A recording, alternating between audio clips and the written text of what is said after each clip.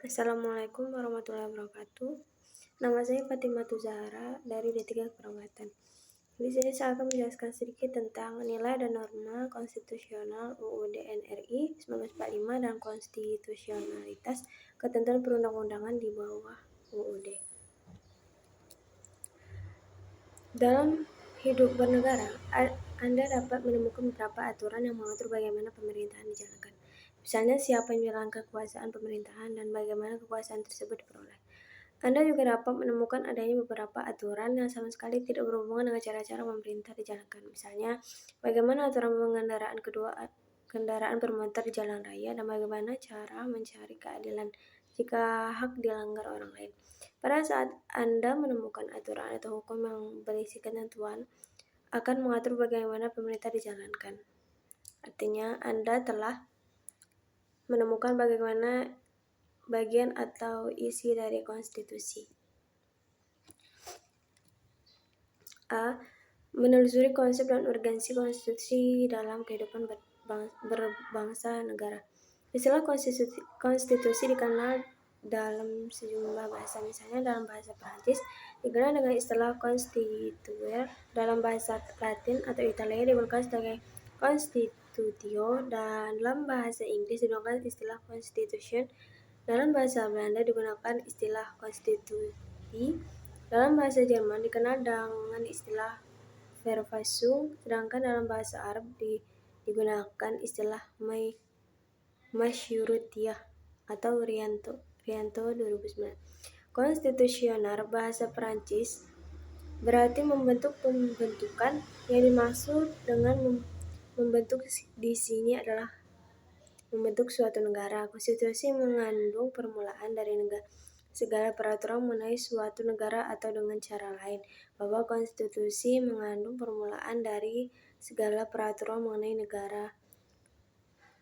Pembentukan suatu negara atau menyusun dan menyatakan suatu negara, Lubis 1976, dan sebagai peraturan dasar mengenai pembentukan negara, menurut Masud M.H. 2001. Merujuk pandangan Roger Bryan, yang dimaksud dengan konstitusi adalah suatu kerangka negara yang diorganisasikan melalui dan dengan hukum, yang menetapkan lembaga yang tetap dengan mengakui fungsi-fungsi dan hak-haknya. Pendek kata bahwa konstitusi itu menurut pandangannya merupakan kerangka negara yang diorganisasikan melalui dan hukum, yang menetapkan lembaga-lembaga yang tetap atau permanen, dan yang menetapkan fungsi-fungsi dan hak-hak dan lembaga-lembaga permanen tersebut. Sehubung dengan itu, C.F. Strong yang menganut paham modern secara tegas menyamakan pengertian konstitusi dengan undang-undang dasar. Rumusan yang dikemukakan adalah konstitusi itu merupakan suatu kumpulan asas-asas mengenai kekuasaan pemerintah, hak-hak di perintah dan dihubungkan antara keduanya, atau pemerintah dan yang diperintahkan dalam konteks hak asasi manusia. Konstitusi semacam ini dapat diwujudkan dalam sebuah dokumen yang dapat diubah sesuai dengan pengembangan zaman, tetapi dapat pula berupa a model of sovereign law yang diberikan otoritas sebagai hukum tata negara. Rumusan C.F. Strong itu pada dasarnya sama dengan definisi Bolingbroke, Astim, Rianto 2009. Fungsi konstitusi. Yang pertama yaitu konstitusi berfungsi sebagai landasan konstitusionalisme. Landasan konstitusionalisme adalah landasan berdasarkan konstitusi, baik konstitusi dalam arti luas maupun konstitusi dalam arti sempit.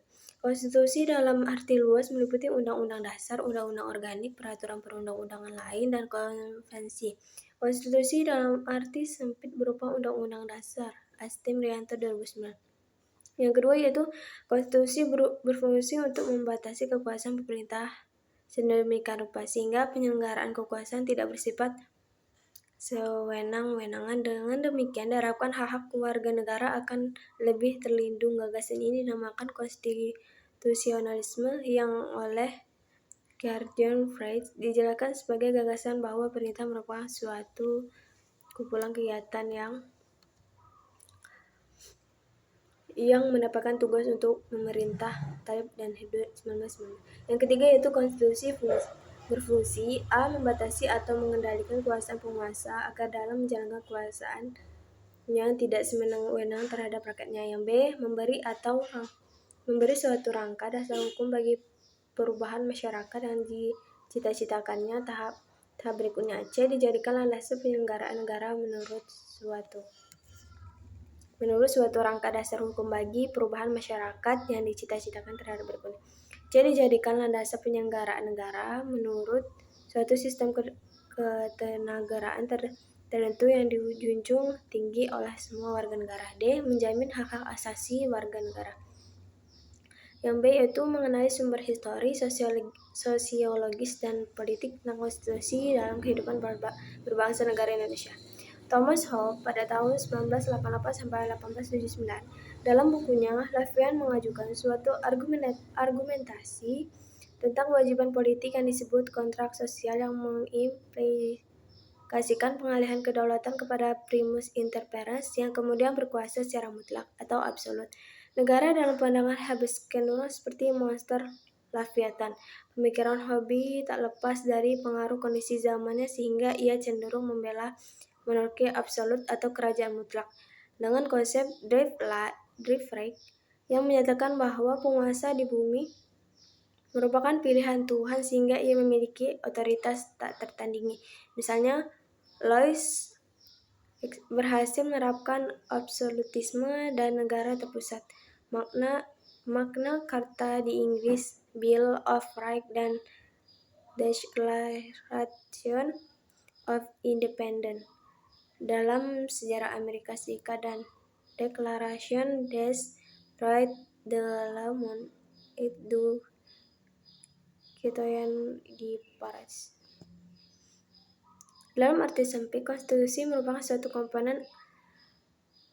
dokumen atau seperangkat dokumen yang berisi aturan-aturan dasar untuk menyelenggarakan negara. Dalam arti luas, konstitusi merupakan peraturan baik tertulis maupun tidak tertulis yang menentukan bagaimana lembaga negara dibentuk. Dijalankan konstitusi ada seperangkat aturan atau hukum yang berisi ketentuan tentang bagaimana pemerintah diatur dan dijalankan. Oleh karena itu, aturan atau hukum yang terdapat dalam konstitusi itu mengatur hal-hal yang amat mendasar dari suatu negara. Maka konstitusi dikatakan pula sebagai hukum dasar yang dijadikan pegangan dalam penyelenggaraan suatu negara, yaitu membangun argumen tentang dinamika dan tantangan konstitusi dalam kehidupan berbangsa negara Indonesia. Membangun argumen tentang dinamika dan tantangan konstitusi dalam kehidupan berbangsa negara Indonesia. Menengok perjalanan sejarah Indonesia merdeka, ternyata telah terjadi dinamika ketentangan seiring perubahannya konstitusi atau undang-undang dasar yang diperlukan.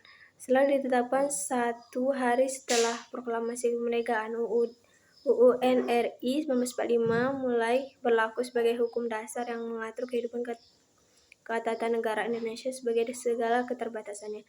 Mengapa demikian? Karena sejak semula UUD NRI 1945 oleh Bung Karno sendiri dinyatakan sebagai UUD kiat yang akan terus dipergunakan pada masa yang akan datang.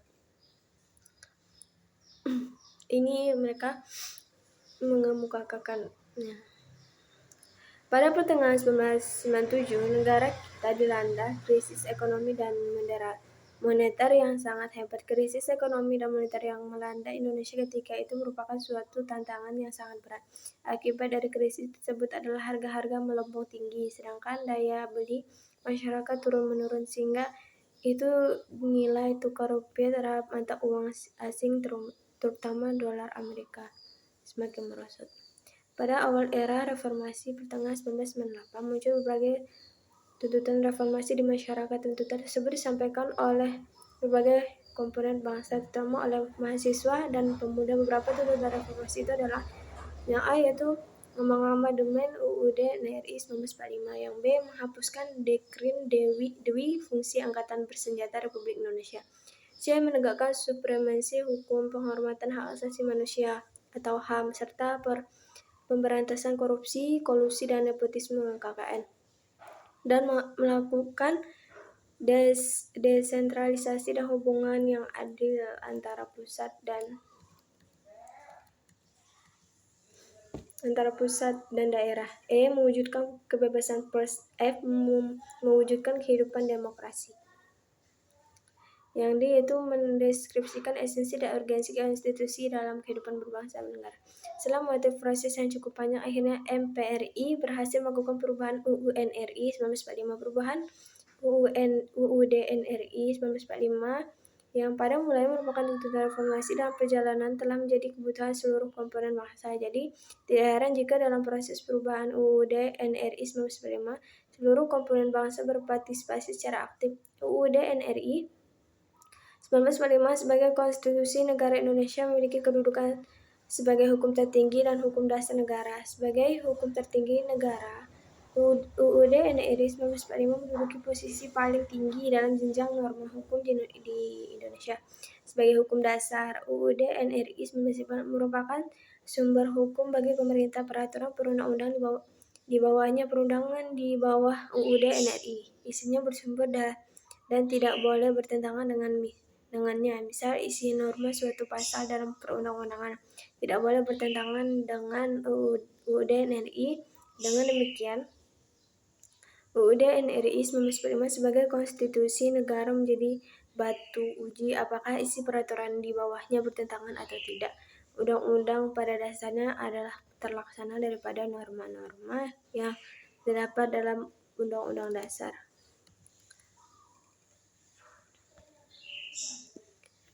Sekian penjelasan dari saya. Wassalamualaikum warahmatullahi wabarakatuh.